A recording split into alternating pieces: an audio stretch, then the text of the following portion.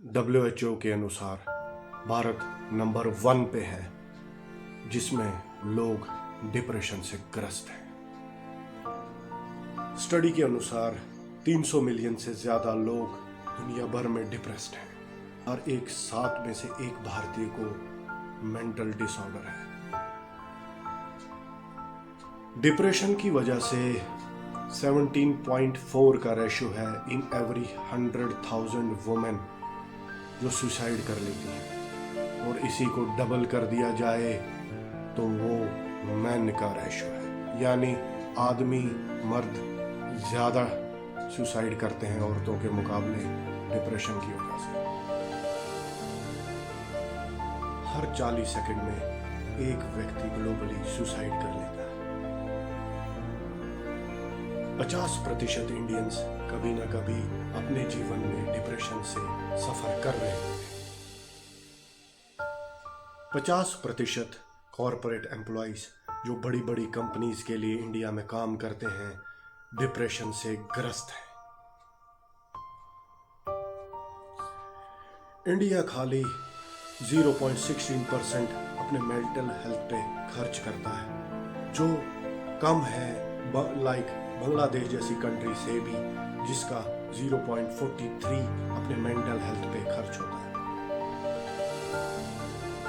Depression के कई causes, कई कारण हो सकते हैं, जैसे कि कई लोगों के साथ बचपन से ही फिजिकल और मेंटल अब्यूज हुआ होता है, उसके कारण उनके दिमाग पे असर पड़ता है और वो डिप्रेशन में चले जाते हैं।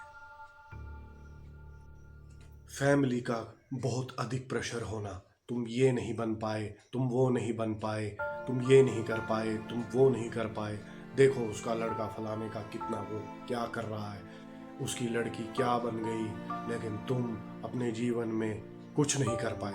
कंटिन्यूसली उसको नैग करना, उसको ये बोलना कि तू कुछ नहीं है, तू जीवन में कुछ नहीं कर सकता, तू कुछ नहीं कर पाया और तू आगे भी कुछ नहीं कर पाएगा। वर्कलोड का प्रेशर होना, जैसे आजकल कंपनीज में इतना काम करवाया जाता है कॉर्पोरेट्स में कि एक इंसान उसको झेल ही नहीं पाता। कई घंटे वर्किंग आवर्स इतने ज़्यादा होते हैं कि इंसान उसके नीचे दब जाता है। उसके बाद बॉस का प्रेशर और कंपनी का इतना प्रेशर, उसके काम का इतना प्रेशर उसके ऊपर होता है कि वो व्यक्ति बेचारा डिप्रेशन में चला जाता है। ब्रोकन मैरिज और डिवोर्स जैसी जो चीज़ें होती हैं समाज में आजकल, जो बहुत अधिक बढ़ता जा रहा है, डिवोर्स वगैरह, उसके कारण भी कोई लड़की कोई लड़का डिप्रेशन में चले जाते हैं, और कुछ के तो बॉयफ्रेंड गर्लफ्रेंड छोड़ जाती है, तो उसके कारण भी कई लोग डिप्रेशन में चले जाते हैं। कई बार एक इंसान कुछ करना कुछ चाहता है, लेकिन फैमिली प्रेशर के होने के कारण और कुछ कारणों के कारण उसको कुछ और ही काम करना पड़ता है। उसे हमेशा ऐसा लगता है कि मेरे को कुछ और करना था, कुछ और बनना था, लेकिन मैं कुछ और ही कर रहा हूँ। उसके कारण भी कई लोग डिप्रेशन में चले जाते हैं। जैसे कुछ लोग आर्टिस्ट होते हैं, कुछ को पेंटिंग करना पसंद है, कुछ को कुछ और काम करना पसंद है, लेकिन वो कुछ और ही कर रहे होते हैं, तो वो कभी भी अंदर से खुश नहीं होते। वो भी एक बहुत बड़ा कारण है एंग्जाइटी, स्ट्रेस और डिप्रेशन का। दूसरों के साथ compete करने में, जैसे कि अपने ही फील्ड का कोई और व्यक्ति आगे बढ़ रहा हो और खुद को ऐसा लग रहा हो कि यार मैं तो कुछ कर ही नहीं पाया, ये देखो ये कितना लकी है, आगे चला गया या आगे चली गई, तो खुद को ये समझना कि मैं बहुत ही कम हूँ, मैं बहुत ही कम तरीन हूँ, उससे भी बहुत बड़ा एक कारण बन जाता है आपके डिप्रेशन का। मैं उन लोगों से जिनके आसपास वालों को डिप्रेशन हो उनसे यही कहना चाहता हूँ, कहीं भी आपको ऐसा लगे कि कोई आपका अपना, कोई आपका ऐसा जिसे कोई स्ट्रेस है, एंजाइटी है, डिप्रेशन है, आपको लग रहा है कि कुछ इसमें अलग दिखाई दे रहा है, तो देखिए मैं आप लोगों से यही कहना चाहता हूँ कि आप लोग जल्द से जल्द उसका इलाज करवाइए, उसे डॉक्टर को दिखाइए, अच्छे डॉक्टर को दिखाइए, ताकि उसका वक्त पे इलाज हो सके। क्योंकि देखिए, कोई बीमारी एक छोटे पीरियड के लिए हो सकती है, लेकिन जो डिप्रेशन है ये सालों साल चल सकता है। इसीलिए अगर इसका वक्त पे इलाज हो जाए तो वो डिप्रेशन जो है उस पर काबू पाया जा सकता है और वो व्यक्ति वो ठीक हो सकता है। तो देखिए, आपके आसपास में कोई भी ऐसा आपको लगे, कोई लड़का, लड़की, आदमी, महिला, पुरुष, महिला, कोई भी आपको ऐसा लगे कि जिसे आपको लग रहा है कि इसे मदद की ज़रूरत है, तो देखिए, उसको आपके पैसों की ज़रूरत नहीं है, उसके आपका जो धन है उसको ज़रूरत नहीं है, उसको आपके प्यार की ज़रूरत है। उसे समझिए, उसकी बातों को सुनिए और ये एहसास कीजिए कि उसे क्या प्रॉब्लम है और उसमें उसकी हेल्प कीजिए। अपने ही साथ दे सकते हैं और अपने ही उसको डिप्रेशन से बाहर आने में उसकी मदद कर सकते हैं। और जिन्हें डिप्रेशन है उनसे यही कहना चाहता हूँ कि मेरे भाइयों, मेरी बहनों, कोई भी ऐसा, दुनिया में कहते हैं ना, कोई भी ऐसा ताला नहीं होता जिसकी चाबी नहीं होती, कोई भी ऐसा ताला बना ही नहीं होता जिसकी चाबी ना हो। तो इसीलिए आपको ये चाबी ढूंढनी है, आपको परेशानी में नहीं बैठे रहना, आपको उसका हल देखना है, आपको हल ढूंढना है कि उसका हल क्या हो सकता है। देखिए, ज़िंदगी का नाम ही है लड़ना, आखिर तक फाइट कीजिए। सुसाइड और आत्महत्या कर लेना ये कोई हल नहीं होता। आपको आखिरी वक्त तक लड़ना चाहिए और उससे बाहर आने की कोशिश करनी चाहिए। जीवन का तो दूसरा नाम ही लड़ाई है। जो हार ही जाए वो कैसा व्यक्ति, वो कैसा इंसान। हम इंसानों में ऐसी शक्ति है कि हम हर चीज़ पर काबू पाया कर सकते हैं। मेरी मानिए तो ये दिमाग ऐसी चीज़ है, ये अजीबो गरीब चीज़ें कर सकता है, ये ऐसी ऐसी चीज़ें कर सकता है जो हमारी समझ से बाहर हैं।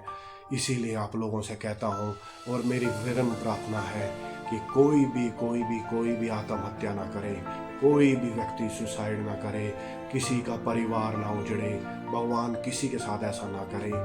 आप सब लोग समर्थ हैं, आप सब लोग इसकी लड़ाई आप लड़ सकते हैं और आपको लड़ना भी चाहिए।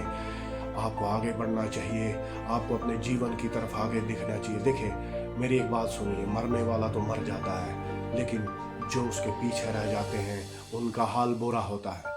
और जिसे डिप्रेशन है, एंजाइटी है, कोई भी प्रॉब्लम है, स्ट्रेस है, उनके साथ वालों को, जो उसके परिवार वाले हैं या उसके दोस्त हैं, फैमिली मेम्बर है, कोई भी है, उनको मैं यही कहना चाहता हूँ, देखिए, आप लोग उसको कुछ नहीं, उसको बस उससे प्यार से डील कीजिए। जितना आप उसको स्ट्रेस और बढ़ाएंगे, उससे लड़ेंगे झगड़ेंगे, तो देखिए वो कोई ना कोई गलत कदम उठा सकता है।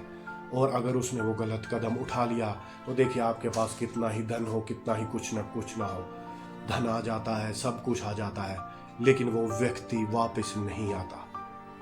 तो इसलिए समझिए मेरी बात को, डिप्रेशन को लाइटली मत लीजिए। कई बार क्या होता है कि हम ये सोचते हैं कि यार ये तो डिप्रेशन, क्या इसको क्या हो रहा है, इस व्यक्ति को, ये तो ऐसे ही नाटक कर रहा है, या तो नहीं यार, कुछ थोड़ी सी ही इसको कुछ प्रॉब्लम होगी, कोई ज़्यादा कुछ इसको कुछ नहीं होगा। लेकिन मेरी मानिए, जब वक्त हाथ से चला जाता है ना, जो कहते हैं ना, चिड़िया चुग गई खेत, वो वाला हाल जब हो जाता है तो फिर बाद में लोग पछताते हैं। तो अगर बीमारी का वक्त पे इलाज हो जाए तो हम और जिसको ये डिप्रेशन हो, हम सब बच सकते हैं। तो मेरी आप लोगों से यही विनम्र प्रार्थना है कि प्रॉब्लम को पहचानिए, डिप्रेशन, एंजाइटी, स्ट्रेस को लाइटली मत लीजिए। देखिए, अगर हमारे शरीर में कोई प्रॉब्लम होना तो वो दिख जाती है, लेकिन ये जो मेंटल डिसऑर्डर होते हैं ये कई बार दिखाई भी नहीं देते। इसीलिए मैं कहता हूँ कि इनको पहचानने की ज़रूरत है, ये देखने की ज़रूरत है कि हाँ, इस व्यक्ति को मेंटल डिसऑर्डर है, इसको स्ट्रेस है, इसको एंजाइटी है, इसको डिप्रेशन है।